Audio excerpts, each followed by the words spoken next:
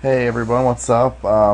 Bringing you a short middle of the game recording here. It's kind of funny. I was playing a game of Commander. It was probably the last one I was going to play tonight, which is kind of funny. But this guy's playing. This is his general. You can see it. It's called. I can't. Why is it not zooming in? There we go. I don't know. I'm trying to pronounce that. But basically, whenever source an opponent controls deals damage to you, that player sacrifices a permanent. Oh, he's back. Is he disconnecting for good? Oh. So he lost connection for 3 minutes and came back. So that's why I started on my recorder. It was funny. He tilt conceded. Was hoping that I'd probably concede and then he could not be ashamed. But anyway, he's playing this deck. So in order to deal any damage to this guy, you have to sacrifice a permanent every time, which is gonna be really brutal against most decks that aren't mine because I can attack with tokens that I copied. But then he's got this thing. This has Shroud to prevent all damage, so he basically waited till he could play this and equip it in the same turn. And then he played a Norn's Annex. Creatures can't attack you or Planeswalker unless they pay basically 2 life unless you have white mana on your deck. So what was I saying? So yeah, he played. I saw this and I had a hand of. It was pretty bad. I mulled a 6, so did he, and I had a buried ruin and a mountain. Here, let me go to the replay. Hopefully it's there. Replays are very unreliable. Yeah, it's here. Okay, we're gonna go through this game. It's because it was pretty funny. I'm sorry it's a replay, but I wasn't recording tonight. Come on, game. Shit. There we go. So he said hello and good luck. So I figured he was nice enough. So I kept this hand. I was not happy about it, but I figured this deck wouldn't be very fast because this doesn't look like a fast deck, even though it's mono white. Some of the mono white decks are really fast. Alright, so he just plays passes. I figured and I drew a Skull Clamp, which is gonna be really good. Skull Clamp's stupid. And here I drew a land off the top, which was pretty awesome. I was praying that I would draw a land. And then my plan next turn here is to play Kiki-Jiki off my Palladium Mirror if he doesn't kill it, which he didn't, which I was very happy about, because usually this will die. And then copy this, and then equips, use, here you'll see, I'll copy the Palladium Mirror, tap it for mana, and then equip the Skull Clamp, and then let it, oh, no, I didn't do that. Oh, I couldn't do that because I only had 2 red. I'm sorry. Usually you can do that, usually you have 3 mountains. That was why I did that.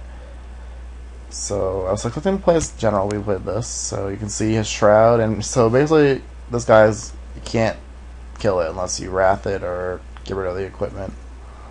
So now I can play my commander, equip, Skull Clamp this one because this is gonna die and I want to draw the cards, and then I'll attack for 2 because I figure I'm not gonna be able to attack pretty soon here. It's because of his commander. So I drew top and mountain. Mountain's always a good draw.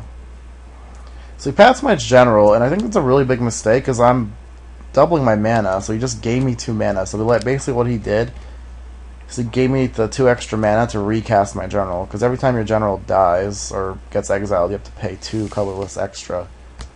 So he should have just pathed this. I'm not really sure. Path is really bad in that spot just because I have this in play.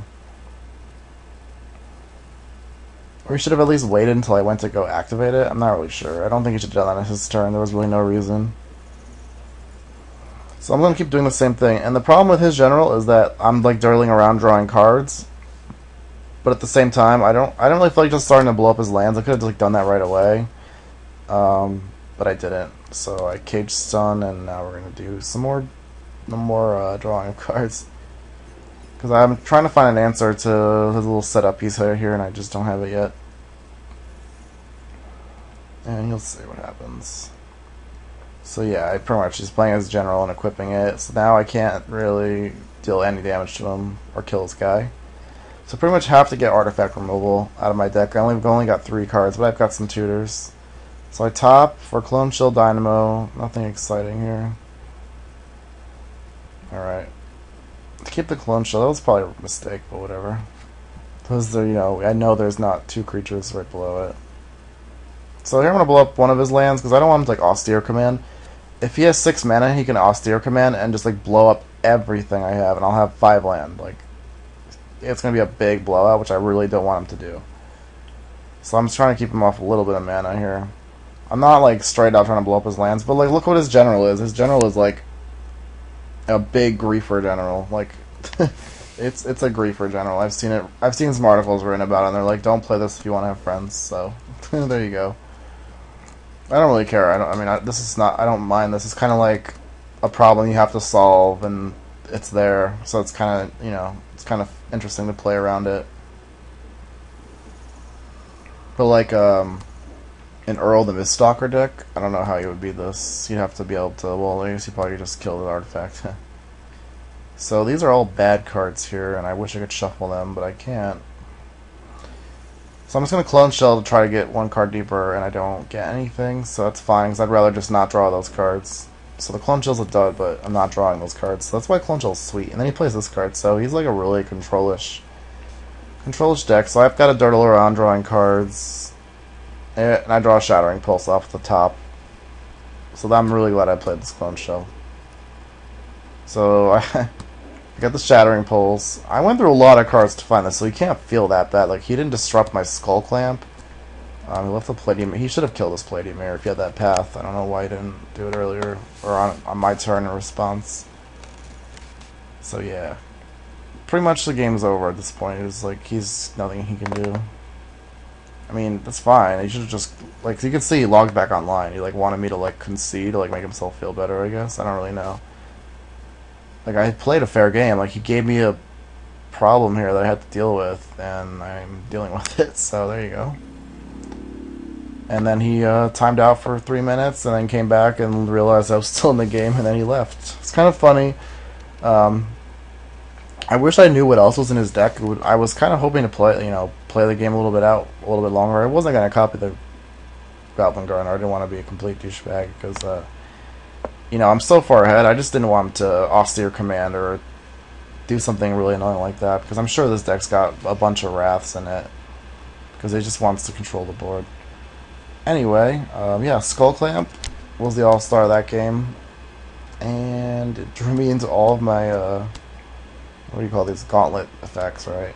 And then I even had this, which wasn't even worth casting, because I would have taken 4 mana away, and I would have, all my lands would have tapped for 5. Maybe it was worth one. It wouldn't have been worth it at this point. But anyway, I will hopefully be doing more things in the future. I'm going to be doing a sealed event today for M12 for like the last Thursday Night Magic thing. So, yep. See you later.